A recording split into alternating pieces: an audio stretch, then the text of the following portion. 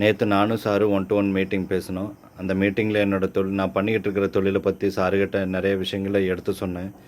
Sir அதிலிருந்து அவரோட நான் சொல்கிற விஷயங்களை எல்லாம் கேட்டு எனக்கு இந்தந்த மாதிரி வேலைகளை இந்தந்த மாதிரி ஆல்டர்னேட் பண்ணி செய்யுங்க, இப்படி போனால் தான் அதை அடைய முடியும் அப்படிங்கிற ஒரு கண்டிஷன்ஸ்க்கு இருந்துச்சு அவர் கொடுத்த அட்வைஸ். பொருளாதார இழப்பீடுகளை நான் சந்தித்தேன்.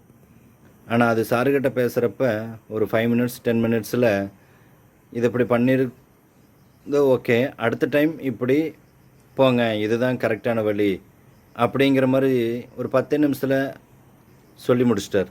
அனுபவம் அறிவு அவர்கிட்ட கொட்டி கிடக்குது. நான் ஆல்ரெடி 2 பிஸ்னஸ் பண்ணிகிட்ருக்கிறேன். அதில் ஒன்று ப்ராஃபிட்டாகவும் ஒன்றில் ப்ராஃபிட் இல்லாமல் போயிட்டுருக்கு. அந்த ப்ராஃபிட் இல்லாத தொழிலை பெட்டராக பண்ணணும் அப்படிங்கிறதுக்கு தான் நான் சாருக்கிட்ட ஐடியா கேட்டேன்.